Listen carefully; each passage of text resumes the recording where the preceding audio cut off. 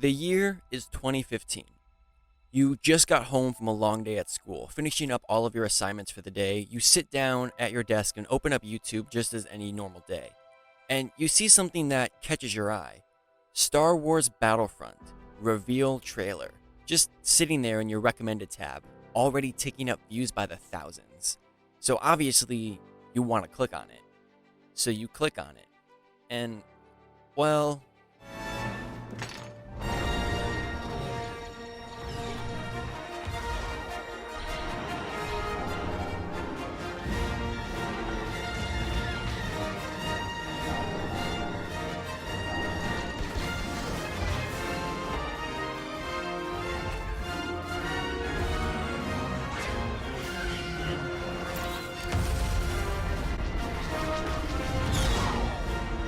in 2015, it was revealed that EA and DICE were making a brand new Star Wars Battlefront game. And in the following weeks after the initial launch trailer, we were treated with several more trailers, now showing us gameplay and game features for the upcoming Star Wars adventure. The hype for this game was absolutely insane. Everybody remembers this game as being the absolute hype train. Having not had a real Star Wars Battlefront game since 2005, 10 years prior. And no Star Wars game really being that notable in those 10 years. Now, that's not to say we didn't have some bangers in those 10 years, some of which, of course, being The Old Republic, Force Unleashed 1 and 2, all three LEGO Star Wars games, and Republic Commando, but none of them quite seemed to capture such an audience, or the same amount of hype, or the sheer excitement that came with the trailer of Star Wars Battlefront 2015. Just the trailer alone managed to take in so much more excitement than any of these games could combine. Now, that's no disrespect to those games, they're all amazing, but it shows to be a testament for how much hype was around this one game. The game was set to and released on November 17th, 2015, and the excitement for this game led to now over 14 million copies sold all around the world, and countless hours put into the game. Now, while the initial drop of this game gave us what people called to be a severe lack of content and what people believed to be almost an incomplete game, regardless of that, it didn't stop all of us from grinding hundreds of hours away from at the holiday break it released on.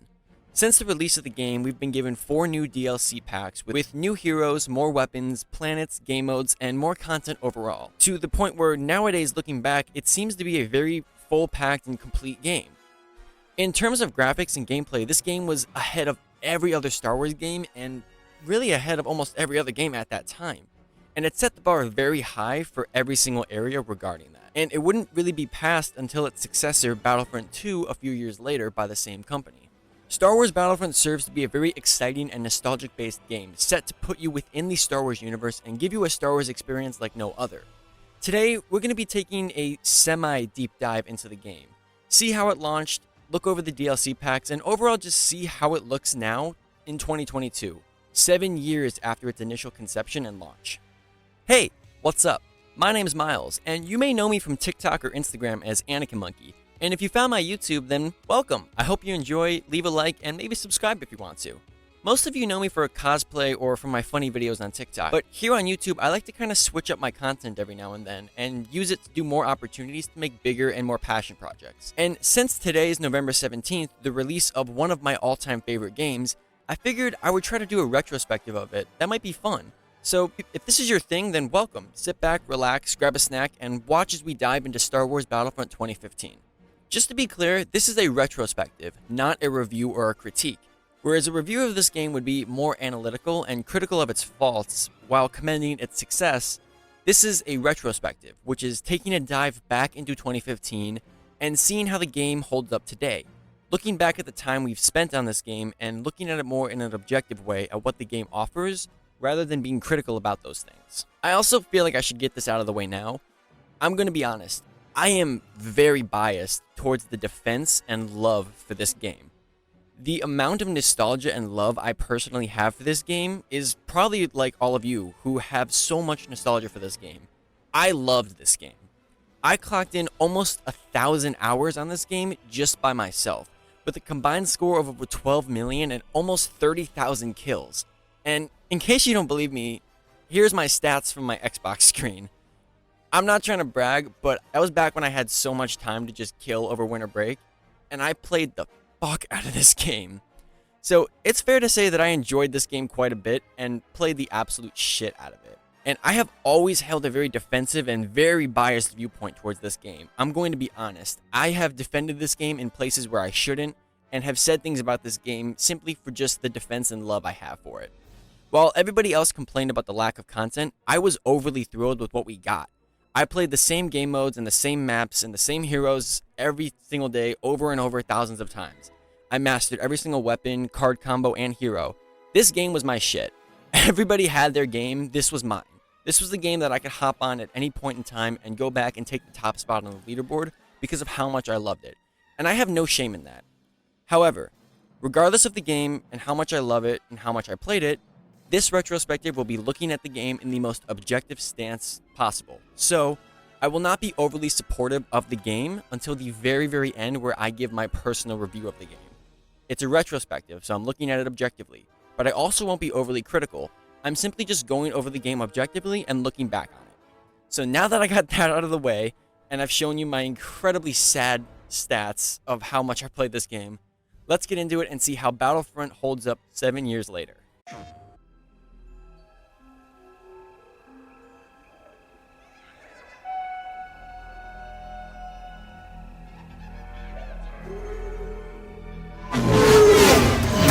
The original Star Wars Battlefront game released on September 20th, 2004, and its sequel followed the release of Revenge of the Sith with a release date of October 31st, 2005. Both of these games were considered to be smash successes, being the top Star Wars game at that time, both earning a 9 out of 10 and a 98% community rating all around the board in every review. Anybody who was a Star Wars fan or a video game player knew about these games. Everybody who was anybody at that time knew about these games. They really were the Star Wars game. From the accurate map design from the movies to the class systems, the campaign missions, the game modes, the inclusion of playable heroes in the second installment, and everything that you could do in this game, Star Wars Battlefront and Battlefront 2, was a staple within the community, and was known as one of the heaviest hitters in the franchise. And it's still to this day referred to as nothing short of iconic, nostalgic, and just plain fun. It was and is ingrained into everybody's mind that Star Wars Battlefront was the peak of Star Wars games overall at that time, and still holds a very high iconic spot this time around in 2022. So in April of 2015, when EA and DICE announced that they were creating their own installment into the Battlefront franchise, people were excited, to say the least. But there was also a level of skepticism that followed, wondering if they would squander the game that we held so dear. We had such fond memories of these games as kids, and over the years, we saw how games developed, changed, and improved over time. Combining the iconic Star Wars Battlefront title that we all know and love with the new and improved engines and graphics spoke nothing but excitement to the community and Star Wars fans all around. And the companies EA and DICE had produced pretty successful games prior to this, so it seemed to be a golden shot for us. And when we got our first teaser trailer of the game, the excitement rose to exponential lengths. It rose even farther. While not showing us any real gameplay as of yet, the sheer immersion that was expressed within this first quick little trailer carried the fans into the next coming trailers. And EA did not hold back on these trailers. They dropped them very consistently and showing us more and more things throughout, just carrying the hype. They really knew how to market this game, and they really knew what they were doing with these trailers. From the initial drop of the first trailer all the way up to the release of the game, we were treated with numerous different trailers for the game, now featuring gameplay and actual players within the game showing us how the game would work and function. Not a cinematic, but almost with how good the game looked visually, it could be easily mistaken for a cinematic. Every trailer we were shown just a little bit more of what the game had to offer, and every single time the excitement and hype rose more and more. It finally hit us that we were finally getting a Star Wars Battlefront game again, and in a modern age. And it looked amazing. Absolutely everybody was losing their mind over these trailers, and just dying to play this new game.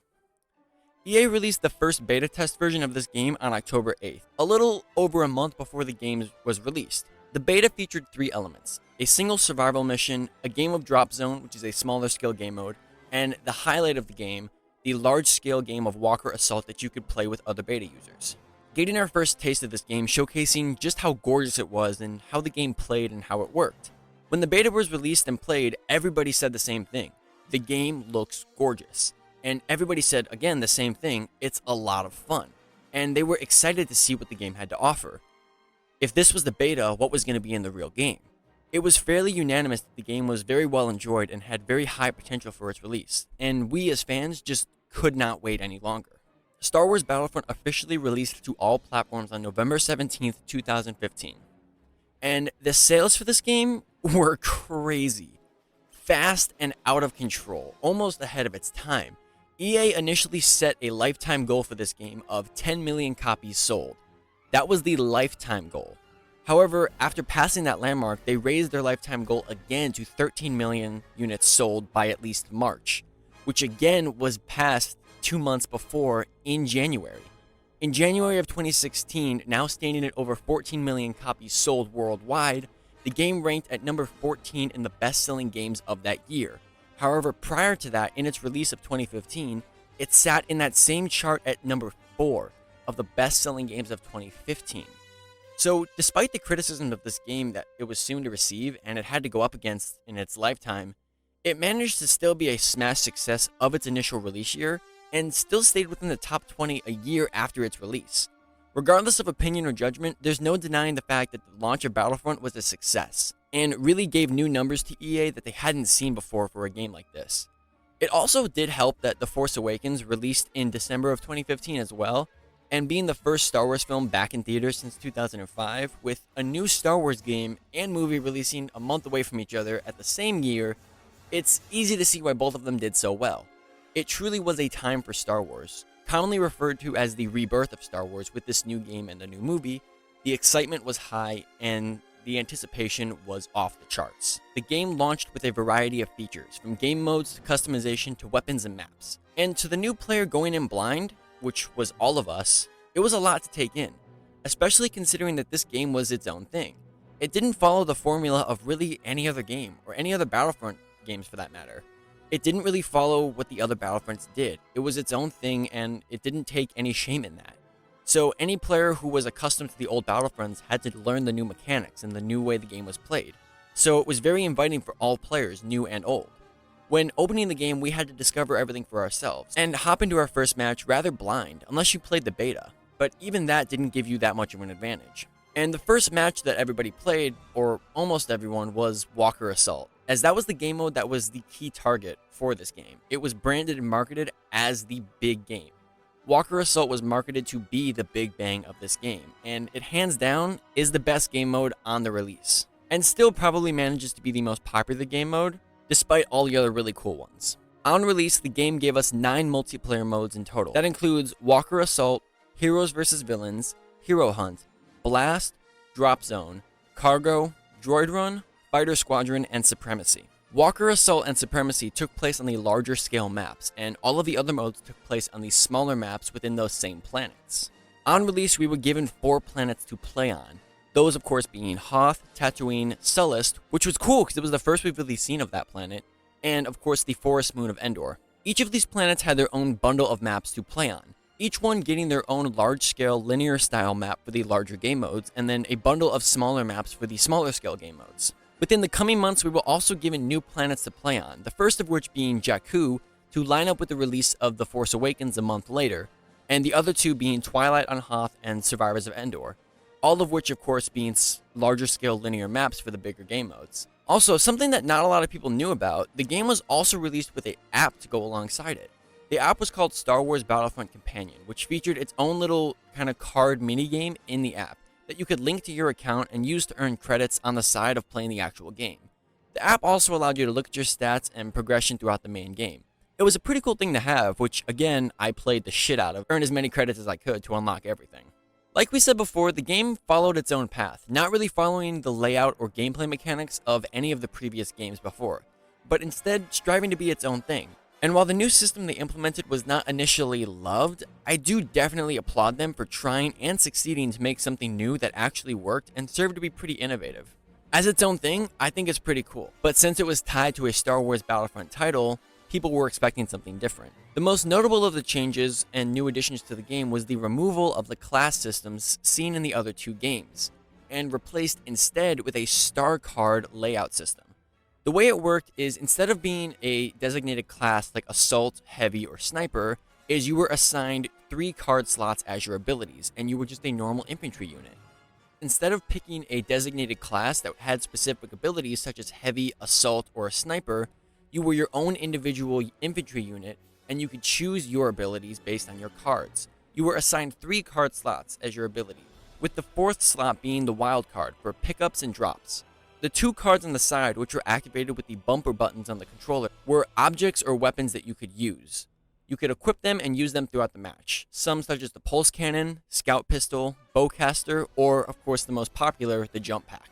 While the 3rd star card was a charge card, used to give you a temporary advantage or boost within the battle, some of which being a scan pulse, explosive shot, or the famous personal shield, or the mini bubble shield as people called it. The last slot was for the drops placed around the map in random locations, and you could use them to assist your team and make large-scale changes to the tide of the battle, such as the orbital strike, smart rocket, team shield, or of course the iconic hero pickup.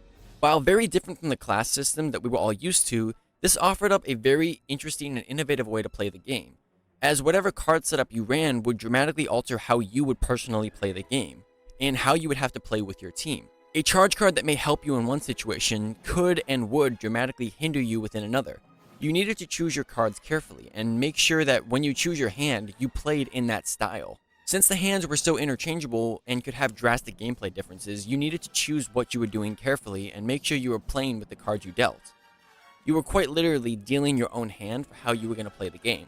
The game also offered you the ability to save a very large amount of preset star card hands, and then choose 2 of those hands to go into any game mode with. A lot of people would do the same thing. They would have their large game mode hand and create 2 of those to go into Walker Assault or Supremacy, using things that would be more helpful in bigger modes, such as the Jump Pack, Pulse Cannon, and Iron Torpedo. However, they would change their hands for smaller game modes, as those items wouldn't be nearly as useful as, say, a Bowcaster, a Scout Pistol, or a Flash Grenade that could help a lot more in the smaller game modes. Same thing with the charge cards. It was all up to you to decide how you wanted to play the game and how you wanted to run your hand. It was all up to you on how to set it up and how to run your match. And if you paired up with a partner or a group, you could create your hands off of one another to maximize your abilities within the game. Again, while the lack of class systems was shocking to most players, the freedom and customization offered with the new upgradable star card hands offered a new and unique way to play the game. Another very big change to the game was, like we said, the 4th item slot were drops placed around the map to give you or your team an advantage. One of those drops was a hero token, which when picked up and activated would give you the option to play as one of the 3 heroes on release for each side. Han, Leia, and Luke for the Rebellion, and Vader, Boba, or Palpatine for the Empire. We'll talk a little bit more about our heroes in their own section later in this video. Since the game didn't offer the iconic class system that we were all used to, where each class had their own distinct and specific weapons to choose from, we were given weapons as their own custom option entirely, and we could choose whatever weapon we wanted to go into the game.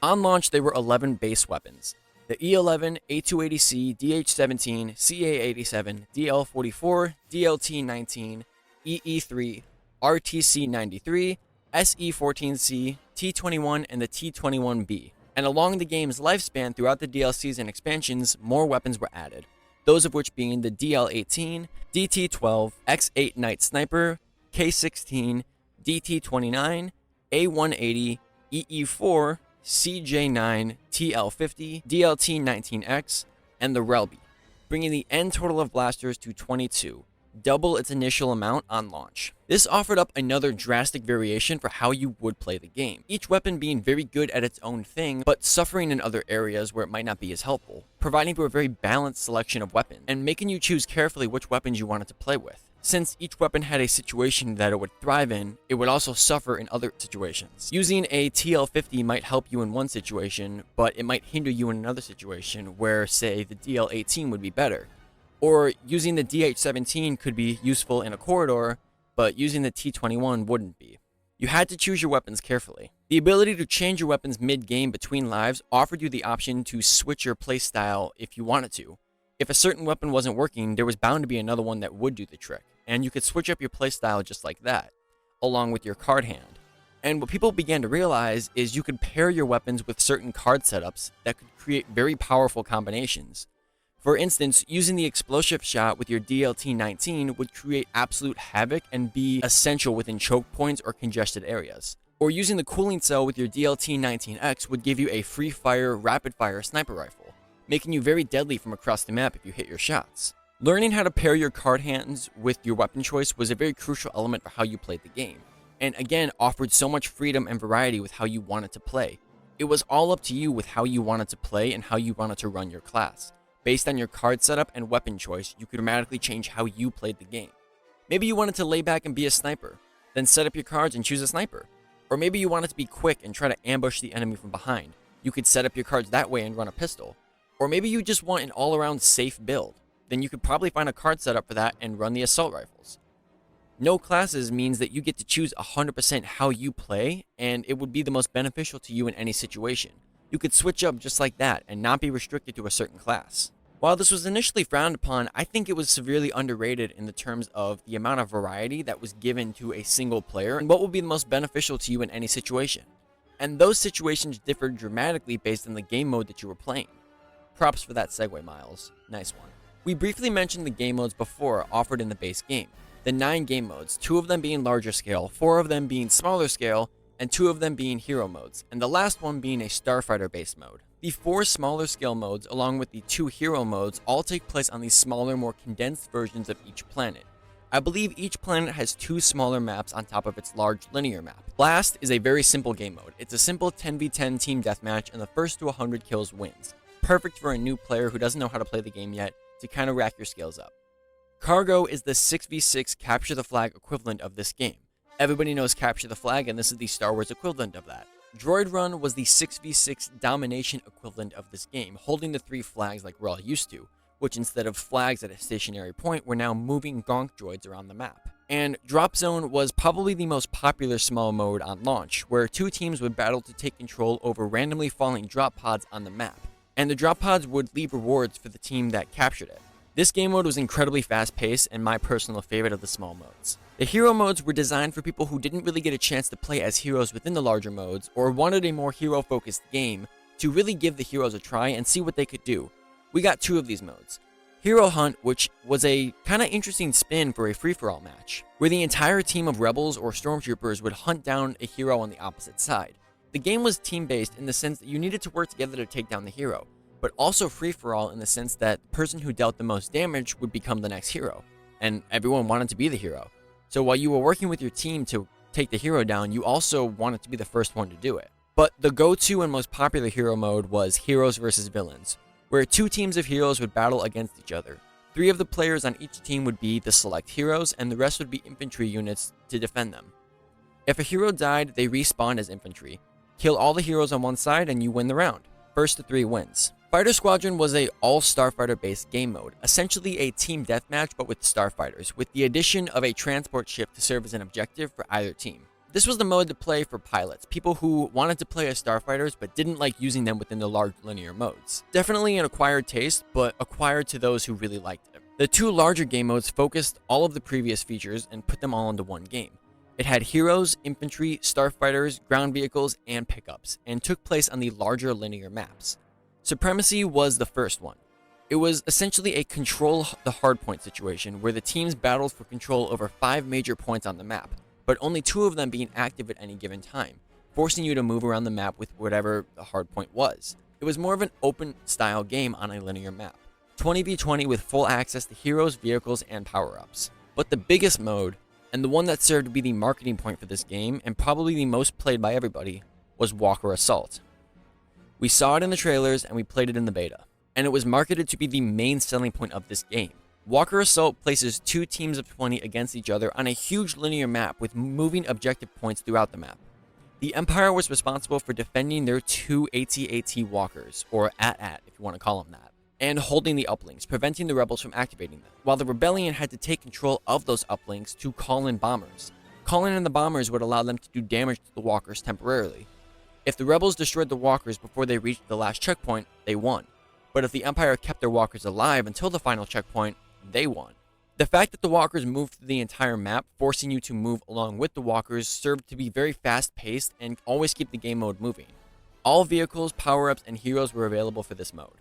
Walker Assault was undoubtedly the most popular of all the game modes, followed probably by Heroes vs. Villains, Drop Zone, and then Cargo. While the game didn't have a crazy amount of game modes, they were all diverse enough to warrant their own gameplay and feeling. It didn't need a million different modes to have what you wanted. The game modes were distinct enough that they were their own thing, and there was probably something for everybody within those modes. Heroes were a very interesting inclusion to the game, as again, they followed a different way of functioning and playing into the game.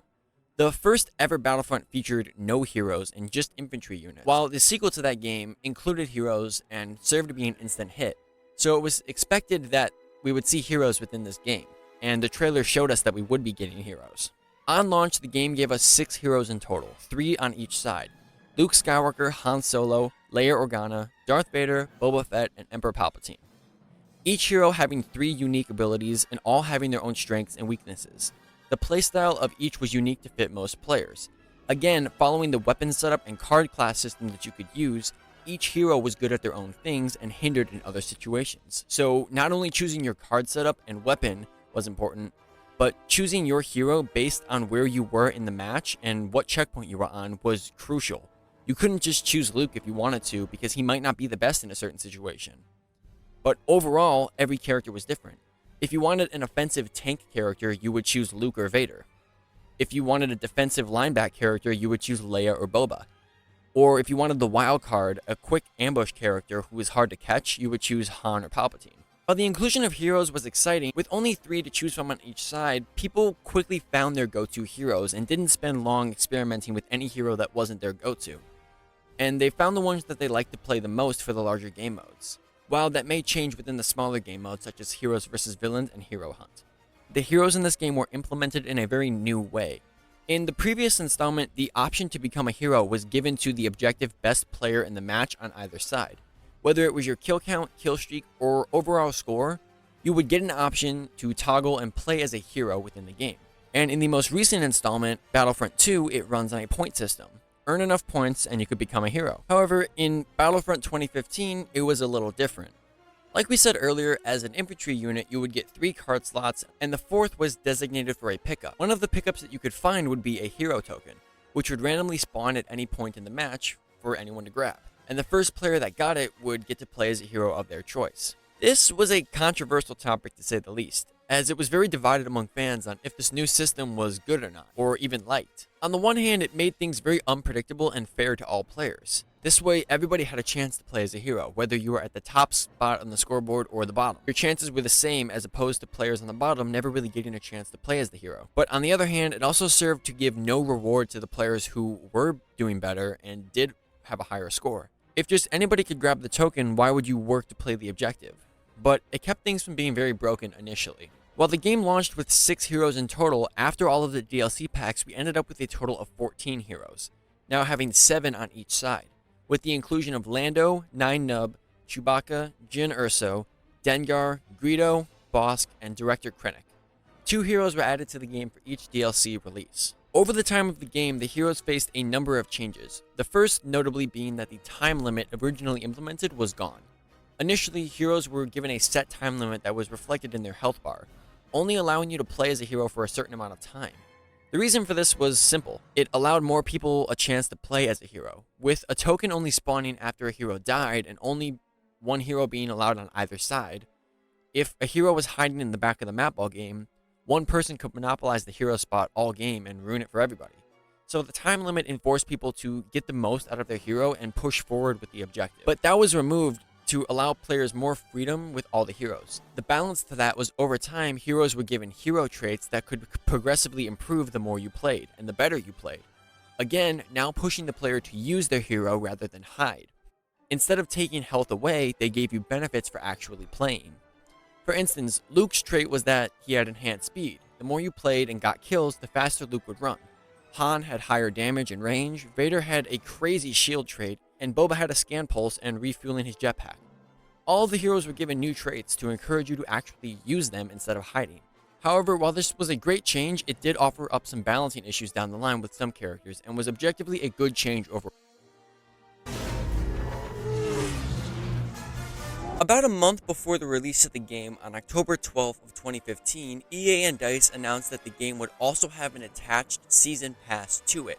with 4 confirmed expansion packs, promising to bring us new maps, new heroes, appearances, weapons, power-ups, and game modes. Now, aside from the major expansion packs in the Season Pass, the 3 maps that we got addition to the base game were the Battle of Jakku, which released on December 8th to add hype to The Force Awakens.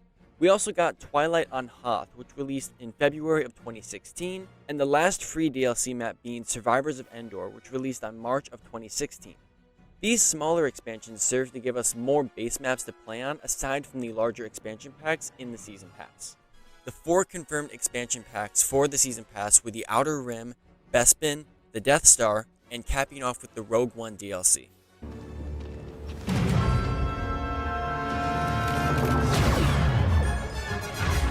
The Outer Rim DLC was the first to release to the game, releasing on March 22, 2016 for Season Pass holders, and 2 weeks later on April 5th for all players to purchase it individually. This pack came with 4 new maps, 4 new weapons, 2 new heroes, 3 new star cards, and 1 new game mode, along with the very popular introduction of HUT contracts. The new heroes we got for this pack were Greedo and 9nub, who both provided interesting new playstyles for the game, which you'll notice to be a new trend with all of the new heroes added. Every hero added provided a new playstyle for the game, which was really innovative at that time. Greedo being much more of an aggressive and quick player, serving to ambush and sneak around the other team, while 9 was more of a tactical and trap setting player, going for the people who wanted to wait it out. The new game mode that was added was called Extraction, which was more of a mix of a linear style map along with a King of the Hill style game, where both teams battled for control over a moving shipment, the Rebellion trying to move and escort the shipment to its destination, and the Empire trying to halt its progress. This game was incredibly fast-paced and very exciting for all players.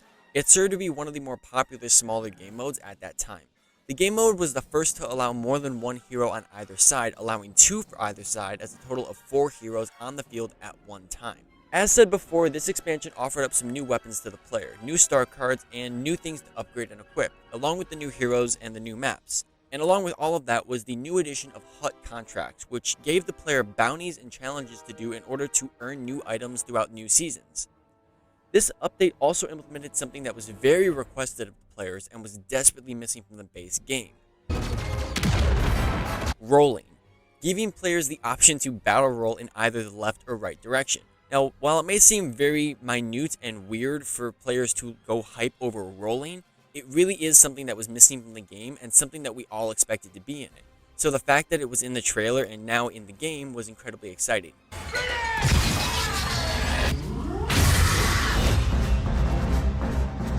The next DLC had us traveling to Cloud City with the Bespin DLC pack, which dropped on June 21st of 2016 for all Season Pass holders and was available on July 5th for individual players to purchase from the store. This pack gave us again 2 new heroes, 2 new weapons, 4 new maps, 1 new air map, a new vehicle, 3 new star cards, and a new game mode. The new heroes we got in this map pack were none other than Lando Calrissian himself, along with the bounty hunter Dengar.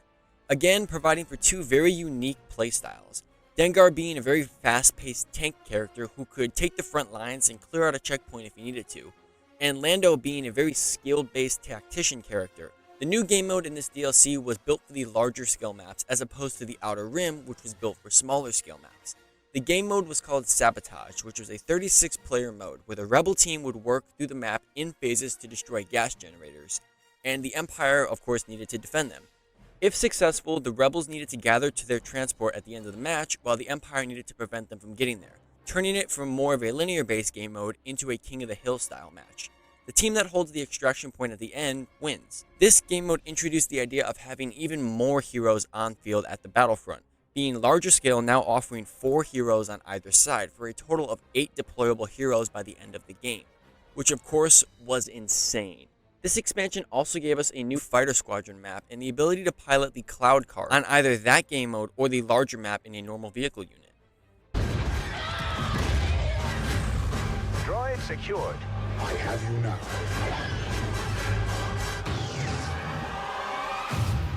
To follow that, we were treated with one of the most iconic settings of the original trilogy, the Death Star. On September 20th, 2016, the Death Star DLC was released to all Season Pass holders, becoming available for purchase 2 weeks later on October 6, 2016 for all players. The Death Star pack gave us 3 new ground maps, 2 new space maps for vehicles, 2 new weapons, 2 new star cards, a new game mode, and believe it or not, this time around, 5 playable heroes, 2 of which being vehicles being the TIE Advanced and Red 5, the other 3 being characters, Bosk, Chewbacca, and R2-D2, who was only specific as a hero for a certain phase in the new game mode. While only 2 of them count as all-around heroes, I'm going to count them all, because they technically all count in hero slots. The 2 main heroes, however, we got in this DLC are Chewbacca and the infamously broken Bosk. Again, following the idea of giving heroes more specific player styles, this time Chewie being the frontline tank for the Rebellion, and Bosk being the ambush sniper character for the Empire. Both heroes having, of course, 3 unique abilities and unique playstyles, and everyone remembers the absolutely broken hero trait that Bosk had, where every kill he got regained his health even more. And combining that with his 3 overpowered abilities and his free fire blaster made him an absolute beast, and essentially made him invincible for the entire game if you knew how to play him. The game mode we got with the Death Star was called Battle Station. Battle Station was a game divided into 3 stages, the first and last stage being space-specific battles, and the middle section being a ground-level battle on the Death Star. The first stage had the Rebellion on the offensive, trying to take down the Star Destroyers to enter the Death Star. The second stage was an extraction-type mode, trying to escort R2-D2 out of the Death Star onto your transport. And the third stage was recreating the trench run from A New Hope. All 3 phases have the Rebellion on the offensive, while the Empire serves to be the defensive on every checkpoint, in both space and the infantry levels. The last of the DLC packs for the game was a tie-in for the new Rogue One movie, giving us access to play on Scarab, one of the new planets within the movie.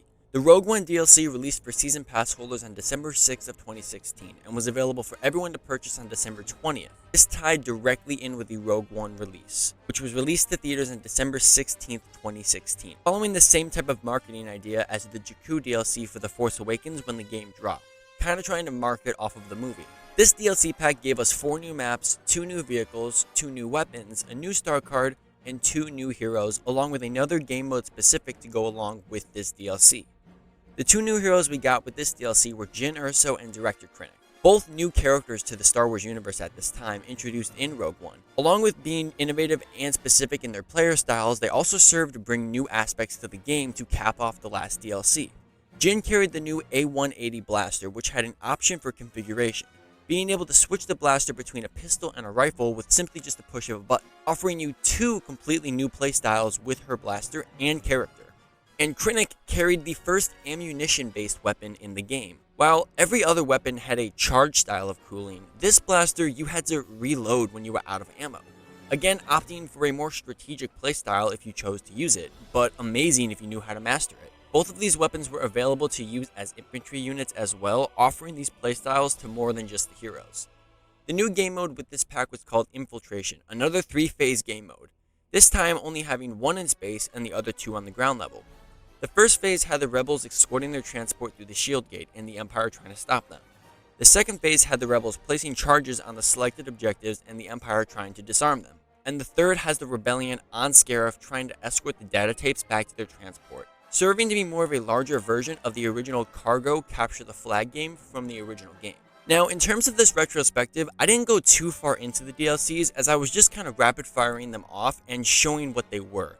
If you're interested in me going into these DLCs with more in-depth, let me know and I'll totally go into each one.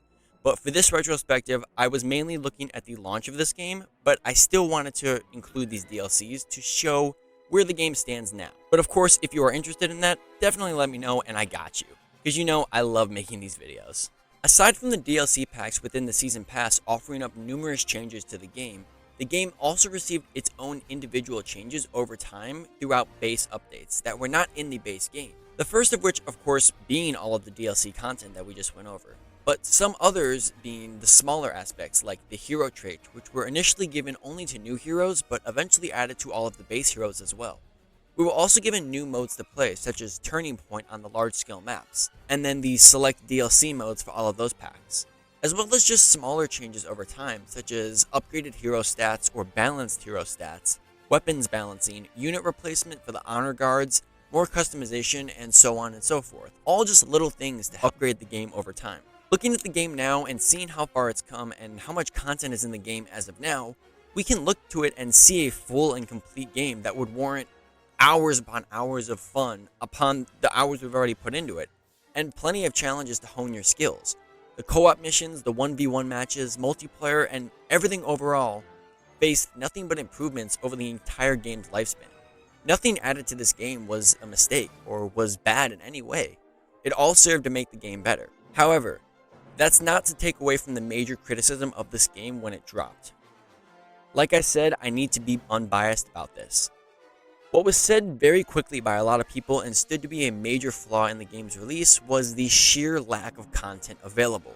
You could smash through just about everything in a week, or less than that if you were critical about it, and a lot of people said that the replayability was lacking as well. While the game was a lot of fun and everyone enjoyed it, the lack of content was very apparent, and even to someone as biased as I am about this game, I'm not going to ignore the fact that the game did not have the content it should have had when it dropped. And it took the game a year of DLCs to make up for that, for what was supposed to be a full game. But with all of that being said and done, how does the game hold up today? This is a retrospective, and 7 years later, how does the game hold up?